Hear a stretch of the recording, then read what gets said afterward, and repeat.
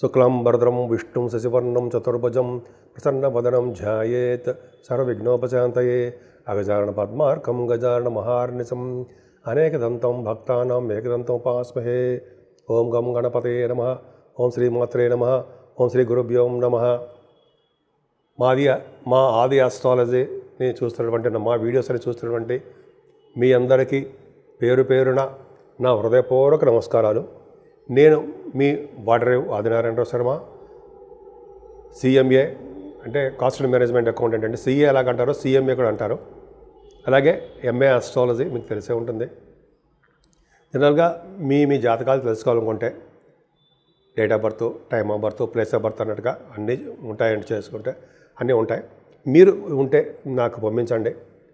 మీకు ఏమైనా ప్రాబ్లమ్స్ ఉన్నా, వివాహాలు కాకపోయినా, లేకపోతే ముహూర్తాలు పెట్టాలనుకున్నా, అయితే మ్యాచ్ మేచింగ్ అంటే వధూవరుల జాతకాల పరిశీలన కావాలన్నా తప్పకుండా నేనే చెప్తానండి.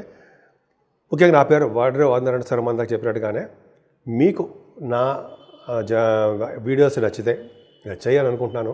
నచ్చితే లైక్ చేయండి, అలాగే షేర్ చేయండి, వీలుంటే సబ్స్క్రైబ్ కూడా చేయండి. మన వీడియోస్ అందరికీ కనిపిస్తూ ఉంటాయి. సో ఈ విధంగా 1 జూన్ నుంచి 15 జూన్ వరకు కూడా ఇప్పుడు మనం తెలుసుకోబోతున్నామండి. అంటే 1 జూన్ 2025, 15th జూన్ 2025, 15 డేస్ యొక్క ఈ ప్రభావం జూన్లో అంటే గ్రహాల యొక్క ప్రభావం ఎలా ఉండబోతోందో ఇప్పుడు మనం తెలుసుకుందాం. మీ రాశిలోనే శుక్రుడు ఉండడం వలన, సెకండ్ హౌస్ లార్డ్ మీ రాశిలో ఉండడం వలన కష్టపడి పనిచేసే తత్వం మీకు ఉంటుందండి.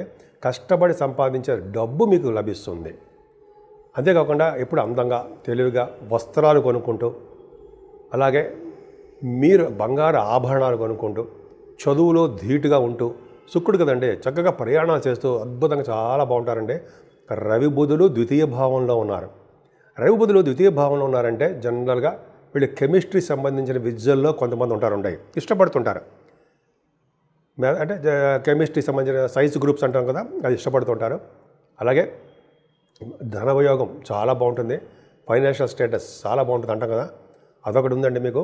అంతేకాకుండా రవి బుధులు కాంబినేషన్ వలన విద్యలో బాగా రాణించడము, ఆభరణ యోగం ఉండడము, వాగ్ధాటి వాక్చాతుర్యము ఎక్కువగా బాగా ఉండడం జరుగుతుంది మీకు.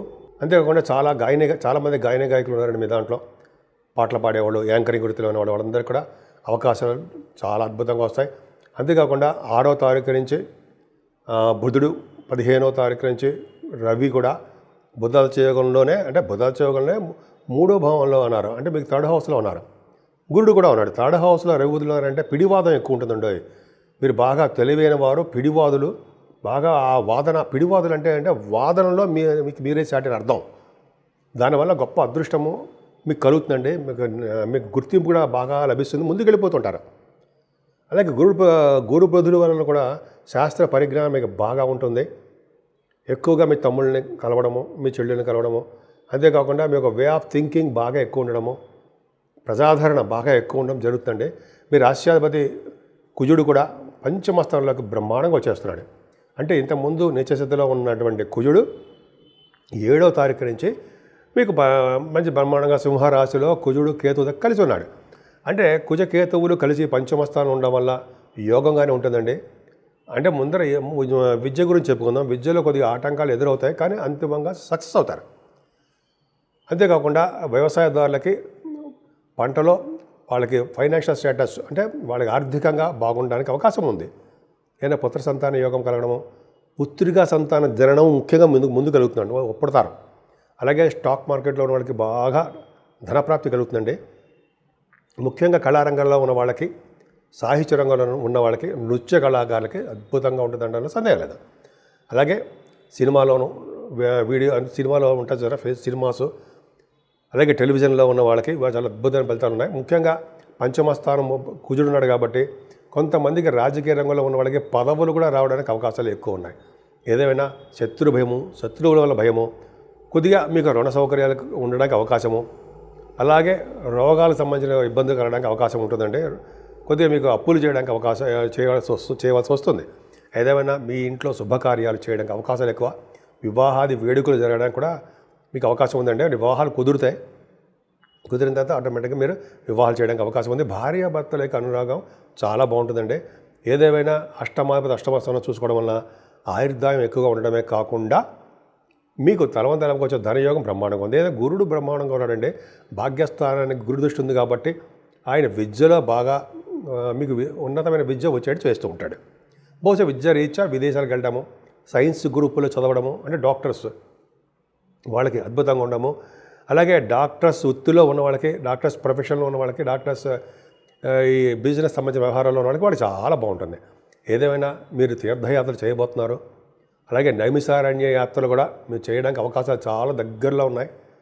నైమిసారణ్య యాత్రలు చేయడం చాలా అద్భుతమైన ఫలితాలు ఉంటుందండి. కలి ప్రవేశించినటువంటి ప్రదేశం ఏముందయ్యా అంటే నైమిసారణ్యం. అద్భుతంగా ఉంటుంది, లక్నో నుంచి దగ్గర. సో ఇది మీకు తెలిసే ఉంటుంది అనుకోండి. ఇట్లాగా మనకి తీర్థయాత్రలు చేస్తుంటారు. అలాగే కష్టపడి మీరు పనిచేయాలండి. జాబ్లో కష్టపడిందే మీరు విజయం సాధించలేరు. ఉద్యోగాలు కూడా అంత త్వరగా రావు. ముఖ్యంగా సాఫ్ట్వేర్ రంగ ఉద్యోగస్తులు చెప్పేదగ్గ సూచన ఏంటంటే మీకు ఉద్యోగ భద్రత తక్కువ. మీరు కష్టపడితే కానీ ఉద్యోగాలు నిలదొక్కోవడం కష్టం. అది నేను మీ మీద ఇబ్బంది ఏదో కోపంతోనో కక్షతో చెప్పడం కాదండి. ఎందుకంటే 10th హౌస్ లార్డ్ వ్యయభావంలో ఉండిపోయాడు. మీ రాష్ట్రాధిపతి కూడా అంత మీకు శని మంచివాడు కాదు. ఏదైనా రాహు మిమ్మల్ని బాహువుల మీకు తిప్పుతాడంటే సందేహం లేదండి. ఎందుకంటే రాహు 11వ భావంలో ఉండి గురుదృష్టి కుజదృష్టి ఉండడం వలన మీకు అద్భుతమైనటువంటి బిజినెస్లో బాగా రాణించడానికి అవకాశం ఉంది. మీ అక్కాయిలకి చాలా బాగుండడానికి అవకాశం ఉంది. కంటిన్యూస్గా ఫ్లో ఆఫ్ మనీ మీకు రావడానికి ఎక్కువ అవకాశం ఉందండి. ముఖ్యంగా రావు కారకత్వాలు ఉన్నటువంటి ఐరన్ కానీ, స్టీల్ కానీ, ఫార్మా రంగము, ఆటోమొబైల్ ఇండస్ట్రీస్, వీటిలో మీకు బాగా ఫైనాన్షియల్ స్టేటస్ పెరుగుతుంది. అంతేకాదండి, శని ప్రభావం, రాహు ప్రభావం కూడా మీరు విదేశాలు వెళ్ళడానికి ఎక్కువ అవకాశాలు ఉన్నాయి. 12వ భావంలో శని కూడా అంత అద్భుతమైన పని కాదండి. మీకు మీ అంతట మీరే మీ పనులను స్వయంగా చేసుకునే తత్వంలో ఆయన చేస్తూ ఉంటాడు శనీశ్వరుడు. కొద్దిగా ఇబ్బంది పెడతాడండి. చాలా పనులు మీకు కాకుండా అడ్డుపడుతూ ఉంటాడు. తిరునల్లారు అనేది ఊరుంది కదండి తమిళనాడులో, అక్కడ అది చూడడం వలన, ఆ స్వామివారిని దర్శనం చేసుకోవడం వలన అద్భుతమైన ఫలితాలు ఉంటాయి. ఏదైనా రావుకేతుల మధ్యలో ప్లానెట్స్ ఉంటాయండి. రావుకేతులకు సంబంధించిన పూజలు చేసుకుంటే ఈ 15 రోజులు మీకు చాలా బాగుంటుంది. ఇప్పుడు 12 రాశుల వారికి చెప్పుకోదగ్గ సూచనలు, ఆచరించవలసిన విధి విధానాలు, అలాగే పరిహారాలు, రెమెడీసు, ఇవన్నీ అంటాం కదండి. మనం ఒక ముక్కలో చెప్పాలంటే రెమెడీస్ ఇలా పరిపరి భాషలో చెప్పుకుంటున్నాం, పరిపరి విధాలుగా చెప్పుకుంటాం. ఏం లేదండి, మేషరాశి నుంచి మీనరాశి వారు కూడా అన్ని గ్రహాలు కూడా దిగ్బంధంలో ఉండిపోయాయి. అంటే రాహుకేతుల మధ్యలో సవ్యకాల సర్పదోషంలో ఉండిపోయాయి ప్లానెట్స్ అన్నీ కూడా. సో ఇలా ఉంటే ఏంటి అంటే, ఇలా ఉంటేనంటే మనం ఎంత కష్టపడ్డా కూడా మనం ముందుకు వెళ్ళలేకపోతూ ఉంటాం. మనకి గుర్తింపు కానీ గౌరవం కానీ దక్కదు. కొంతమందికి అయితే అనారోగ్య సమస్యలు వచ్చేసి హాస్పిటలైజేషన్ అయిపోతూ ఉంటారు.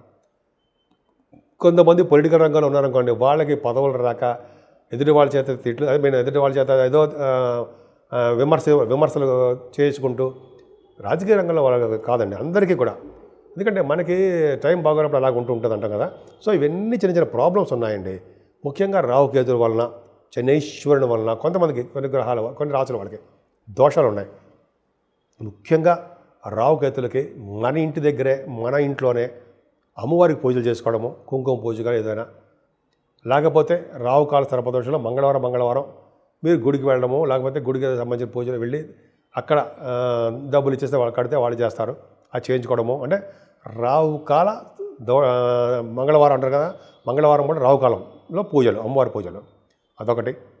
అలాగే పౌర్ణమి పూట కానీ, అమావాస్య పూటలు కానీ అమ్మవారికి మనము ఏమంటారంటే చండీ హోమం అంటారు కదా, బాగా చేయించుకోవడం వలన, అలాగే స్వామి అధికంగా పూజించడం వలన మీరు బాగా రియల్ ఎస్టేట్ రంగంలో దూసుకుపోతారు.